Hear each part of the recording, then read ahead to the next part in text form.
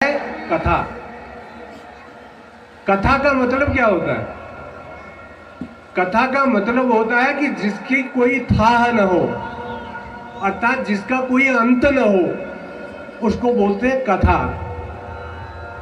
और हमारे जीवन क्या था? हमारा जीवन था कहानी। हमारा जीवन है कहानी और पुराणों की कथा। ये कथा ऐसी है जिसकी कोई था नहीं है, और हमारे जीवन की तो था है, हमको पता, हमको जाना है, और कब जाना है किसी को पता नहीं है। जब हमें यह पता है कि हमें पता नहीं है कि हमने जाना कब है, तब हमें जाने की तैयारी करनी चाहिए ही नहीं करनी चाहिए। अरे हम अपने मकान बनाते हैं तो उसमें रसोई में गैस भी होनी चाहिए, मसाले भी होने चाहिए, खाने के लिए भोजन का भी हिसाब होना चाहिए, सब कुछ होना चाहिए, पहनने के लिए अच्छे अच्छे कपड़े होने चाहिए, वस्त्र आभूषण होने चाहिए, स्टैंडर्ड भी मेंटेन करना पड़ेगा, है नहीं? यहाँ के लिए तो स्टैंडर्ड मेंटेन करते हैं, लेकिन वहाँ के लिए अपना स्टैंडर्ड मेंटेन नहीं करते। और वो हमारे वहाँ के लिए स्टैंडर्ड मेंटेन करने का तरीका कौन सा है? ये कथा। शास्त्री है, उसने शास्त्री कर रखा है या संस्कृत पढ़ाता है, तो उसी को व्यास गद्दी के लिए, व्यास के लिए बुला देते थे। वो पता नहीं है कि ये कथा कर सकता है या नहीं कर सकता, या इसने पढ़ा है कि नहीं पढ़ा है। और ये वैसे आज भी चल रहा है, लेकिन आज तो इसका बहुत बड़ा व्यापार, व्यवसायीकरण हो गया। कथा रूपी मानस गंगा है। अब कहा एक मानस गंगा, क्योंकि राम कथा तो दो हैं, यो तो बहुत रामायण है, लेकिन एक राम कथा ये है कि जो राम जी के जन्म से पहले रची गई। वो तो आदि कवि वाल्मीकि जी ने जिसकी रचना की, वाल्मीकि रामायण है। तो वाल्मीकि रामायण की रचना वाल्मीकि जी ने राम जी के जन्म से पहले ही सारे घटनाक्रम को रच दिया था। अब बताइए कि वाल्मीकि जी के साधारण पुरुष थे क्या? जैसे ही भागवत में सुखदेव जी महाराज हैं, व्यास जी महाराज हैं, वैसे ही रामचरितमानस में गोस्वामी तुलसीदास जी हैं। आज हम रामचरितमानस की कथा सुन रहे हैं, और मानस की रचना अवधी भाषा में किसने की? गोस्वामी तुलसीदास जी ने। जब भगवान को अपने भक्त के ऊपर कृपा करनी होती है, तो प्रताड़ना भी उसके लिए औषधि बन जाती है। मार भी उसके लिए ऐसी बन जाती है। देखो, आपको गुरुजी बच्चों की पिटाई करते थे ना पहले, अब तो नहीं करते हैं। आज तो गिरफ्तार हो जाएंगे, पुलिस में बंद कर देंगे यदि किसी मास्टर ने मार दिया तो। हाँ, लेकिन हमने तो खूब मार खाई है, और खूब पढ़ाते समय खूब मारा भी है बच्चों को। लेकिन जिनको मारा है तो उबर करके बहुत अच्छे बने। हाँ। ये ताड़ना जो है, जिसका मैं वर्णन करने जा रहा हूं, वो ताड़ना औषधि बन गई, और उस व्यक्ति का जीवन सफल हो गया। और उस व्यक्ति का जीवन सफल नहीं हुआ, आज भी इस रामचरितमानस की कथा को जो श्रवण कर रहा है, उस एक एक जीव का जीवन सफल हो जा रहा है, उस जीव का कल्याण हो जा रहा है। बोले सियापति रामचंद्र भगवान की जय। उत्तर प्रदेश के बांदा जिले में आत्माराम दुबे नाम के ब्राह्मण के यहाँ हुआ, और उनकी माता का नाम हुलसी है। और देखो, अभी मैं आपकी तुलना बताता हूं। जब हुलसी माता गर्भवती हुई, तो बालक का जन्म 9 महीने पूर्ण होने पर 10वें मास में हो जाता, लेकिन इस बालक का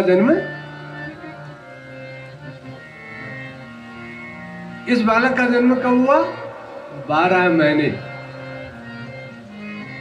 और भागवत जी के सुखदेव जी का जन्म कब हुआ? 12 वर्ष, 12 वर्ष तक माँ के गर्भ में रहे। और तुलसीदास जी 12 महीने तक अपनी माँ के गर्भ में रहे। और जब पैदा हुए तो उनके मुख से राम राम राम राम निकला। क्या निकला? लेकिन तुम्हारे मुख से तो नहीं निकल रहा है। पछताओगे, क्योंकि अंत में तो फिर यही काम आएगा, राम नाम सत्य है और कुछ नहीं है।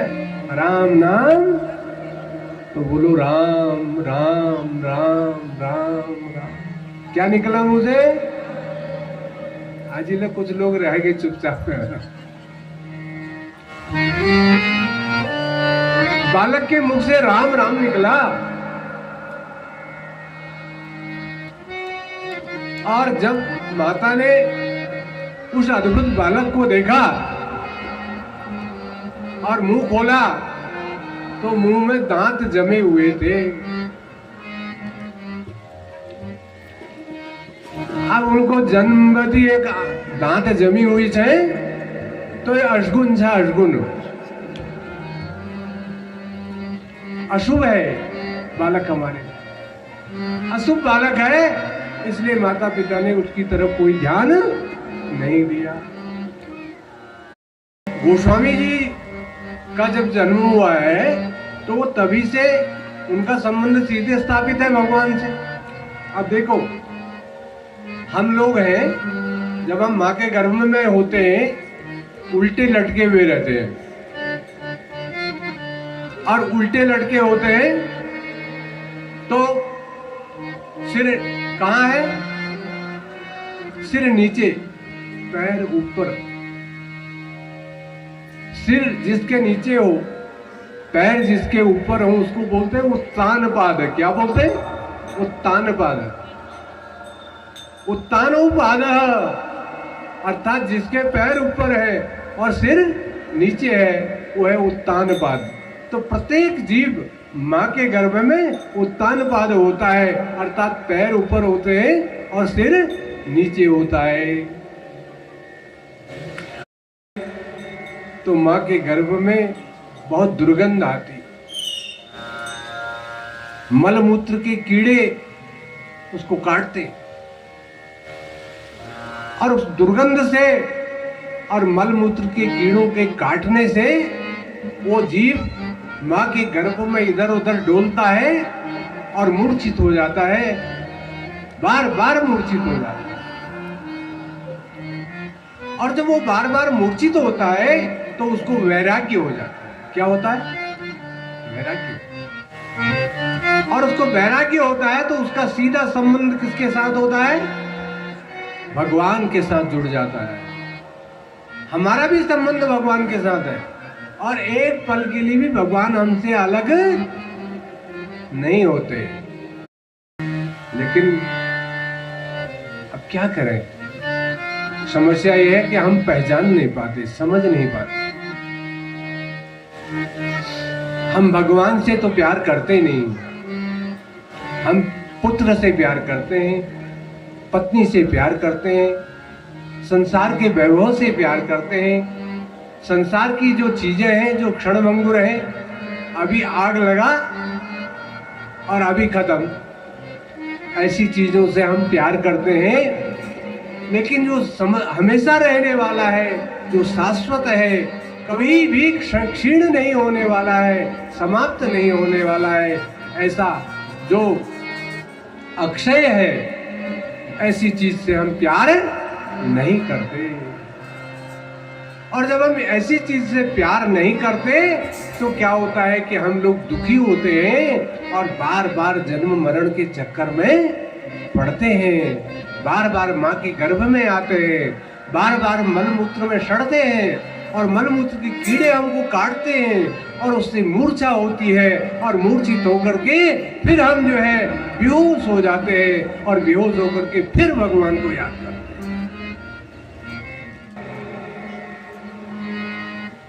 कि बिनु पग चलई सुनई बिनु काना,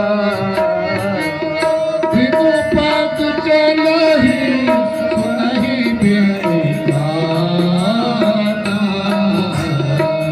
बिनु पग चलई सुनई बिनु काना, बिनु पग चलई सुनई बिनु काना,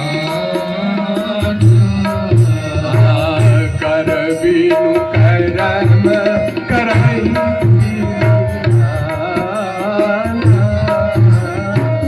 कर बिनु कर्म करहि विधि आना, आनंद रहित सकल रस भोगी, आनंद रहित सकल रस भोगी, आनंद रहित सकल रस भोगी,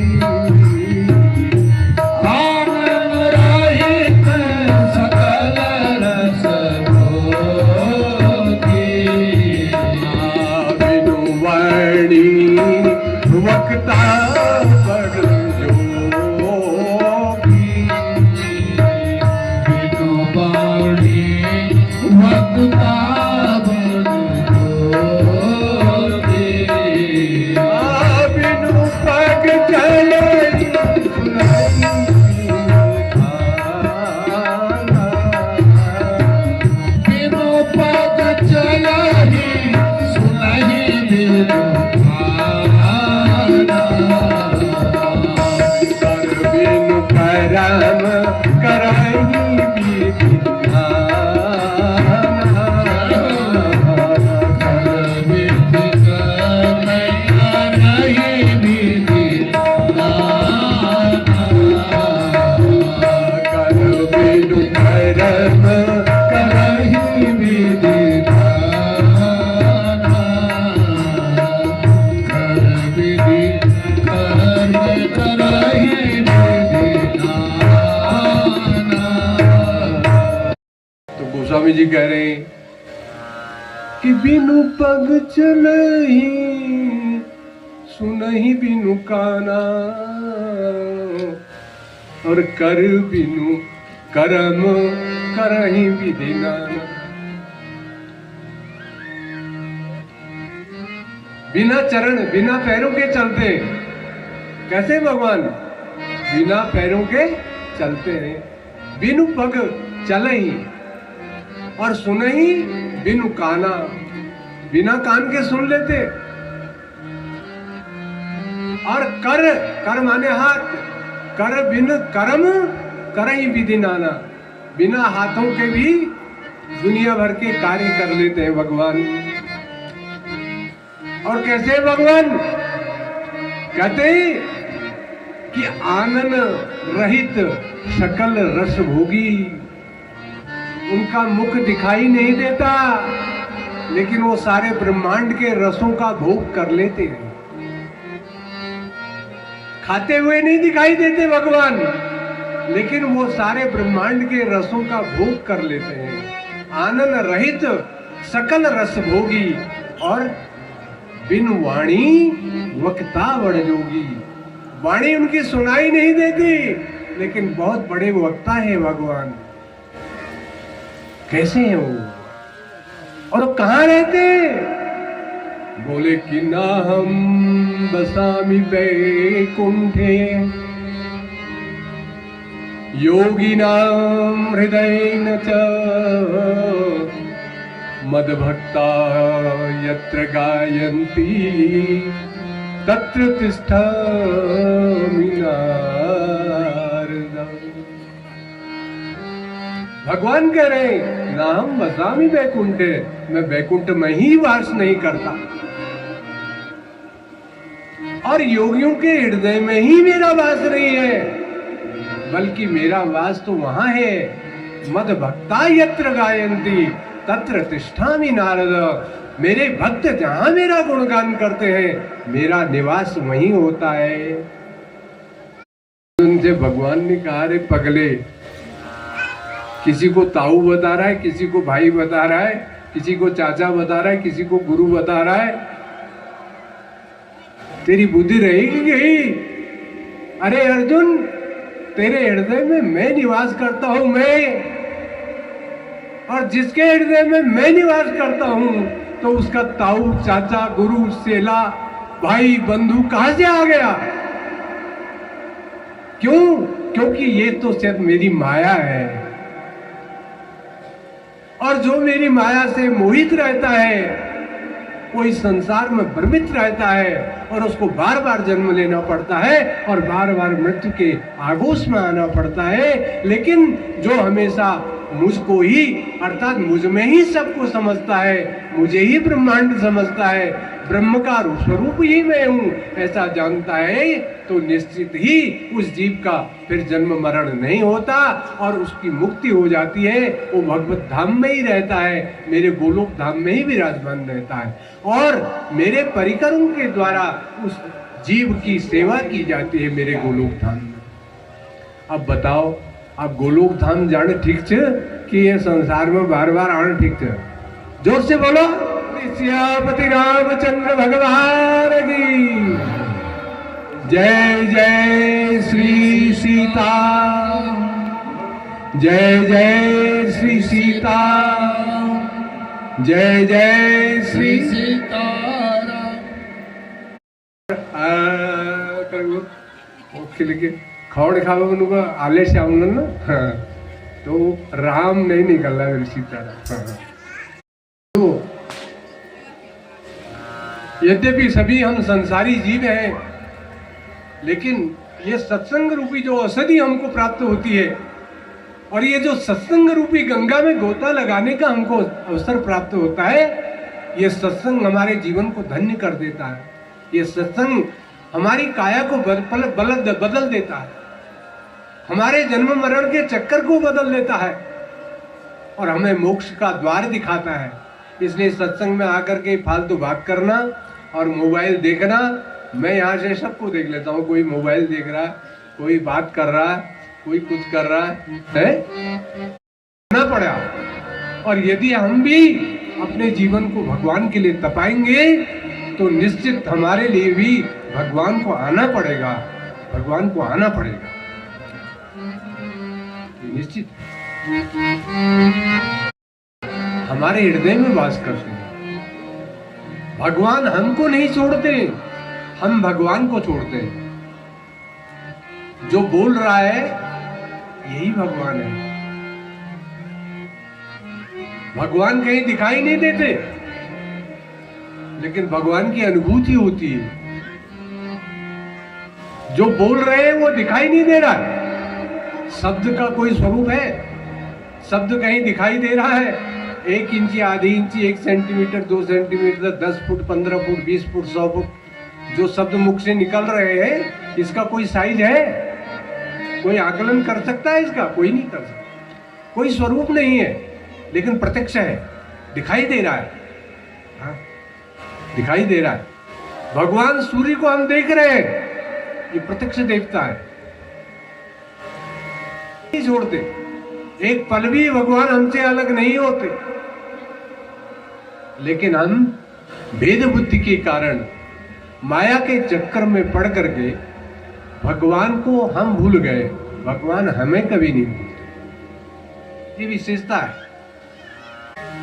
12 वर्ष की उम्र में माता हुलसी ने जब बालक को जन्म दिया और मुख में दांत जमे हुए हैं, राम राम शब्द का उच्चारण किया, तो निश्चित ही जो अच्छा होता है तो उसके जन्म से ही शुभ शकुन या शुभ संकेत मिलना प्रारंभ हो जाता है। लेकिन क्या होता है कि हम लोग रूढ़िवादी लोग हैं और हम लोग भेद बुद्धि वाले लोग हैं, लेकिन वो भेद बुद्धि क्या करती है, गड़बड़ करती है, और उससे हमारी भेद बुद्धि के कारण हम यह समझ नहीं पाते और उसके कारण हमने गलत समझ लिया कि भाई इस बच्चे के जन्म से दांत जमे हुए हैं, इसलिए हमारे लिए अशुभ है। और भैया क्या हुआ, बोले इसका तो गंड मूल में जन्म हुआ, मूल नक्षत्र में जन्म हुआ। और जो मूल नक्षत्र में जन्म लेता है वो माता पिता के लिए अच्छा नहीं होता। मूल नक्षत्र का प्रथम चरण होता है तो पिता के लिए कष्टकारी होता है। तो माता पिता ने बालक के जन्म के बाद ही बालक के पालन पोषण में कोई खास रुचि नहीं रखी और दासी के द्वारा बालक का पालन पोषण किया गया। और कुछ दिन के बाद दासी भी मर गई। ननिहाल में वो रहे और ननिहाल में रहने के बाद जिस दासी के यहाँ उनका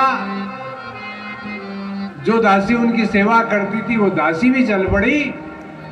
तो स्वामी जी घर से निकल गए और भगवान की जब कृपा होती है तब संत का मिलन होता है। हरिदास जी महाराज से उनका मिलन हुआ और जब संत से मिलन हो जाता है तो फिर संत से सत्संग रूपी गंगा मिलती है। और जब सत्संग रूपी गंगा हमको मिलती है तो निश्चित जितनी देर हम सत्संग में रहते हैं कम से कम उतनी देर तक तो हम गड़बड़ नहीं करते हैं। कुछ लोग कर देते हैं लेकिन अधिकतर लोग नहीं करते हैं। और सत्संग से विवेक की जागृति होती है, विवेक जागता है।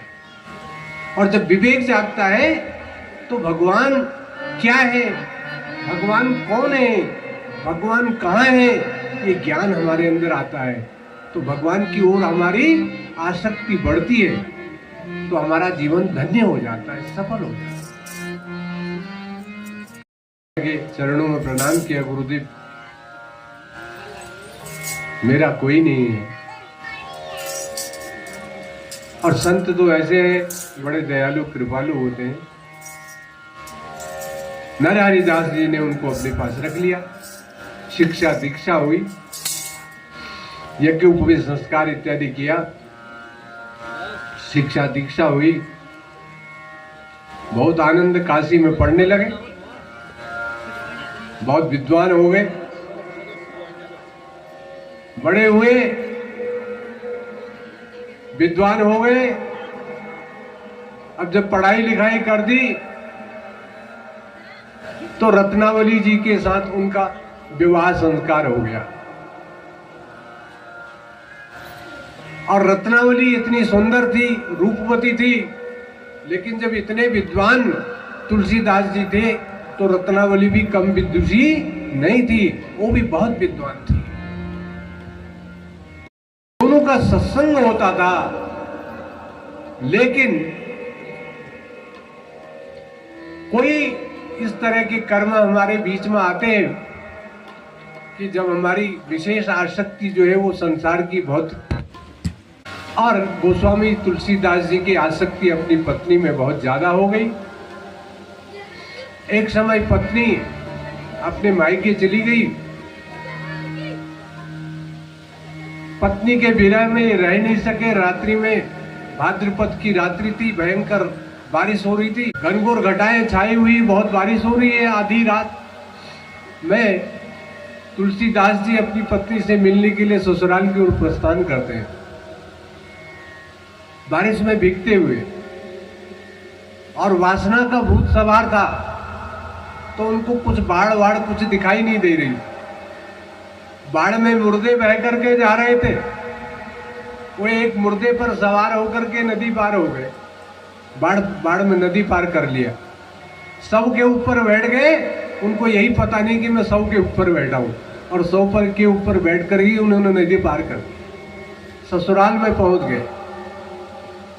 ससुराल में पहुंचे, अब सोचा गड़बड़ है, अब पता नहीं पत्नी कहाँ है। तो देखा ऊपर झरोखे से एक झरोखा खुला हुआ है, झरोखा माने खिड़की छोटी, और वहां से नाग देवता नीचे को लटके हुए हैं। मुंडी नाग की जो है दीवार के अंदर है, पूंछ नीचे को लटकी हुई है।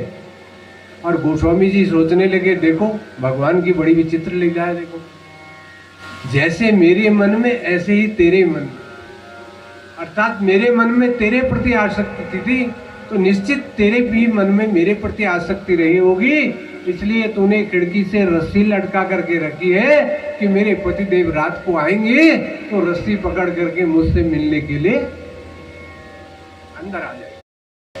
और गोस्वामी जी ने आओ देखा न ताओ, सांप की पूंछड़ी पकड़ ली और पूंछ पकड़ करके चढ़ ली ऊपर। जब खिड़की से अंदर प्रवेश किया और पत्नी ने देखा, बहुत क्रोध आया। विद्वान स्त्री, बहुत क्रोध आया और अपने क्रोध को इतनी जल्दी व्यक्त नहीं किया,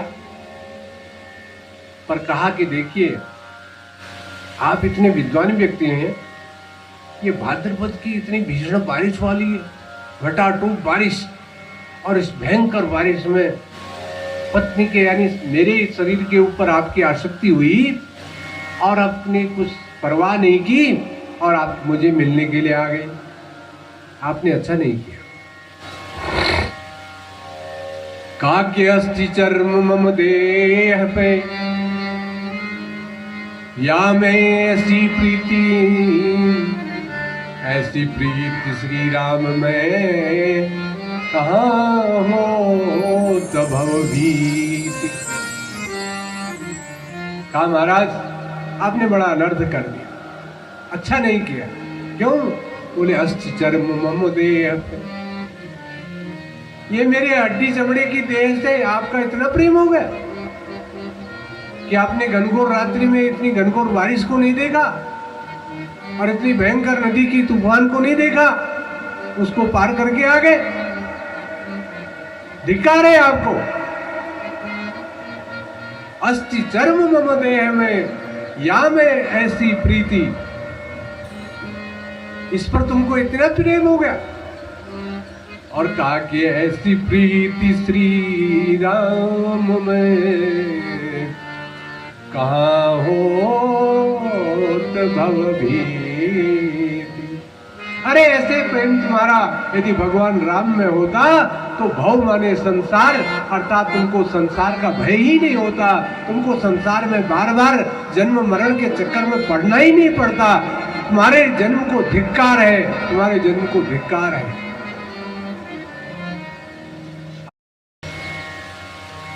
सत्य बात कही।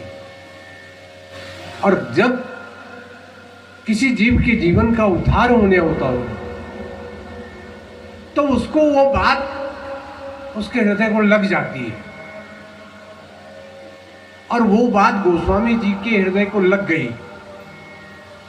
महान विद्वान व्यक्ति हैं, पत्नी बहुत विदुषी है, एक विद्वान की भाषा को समझता है। गोस्वामी जी समझ गए पत्नी जो कह रही है ठीक कह रही है। उसी समय वैराग्य हो गया, तत्काल छोड़ दिया और काशी में जाकर के भजन करने पुनः। बहुत रचनाएं की, संक्षेप में सुनाता हूं। तुलसीदास जी का जीवन परिचय वैसे भी सभी पढ़े लिखे लोग हैं, खूब पढ़ रखा लोग।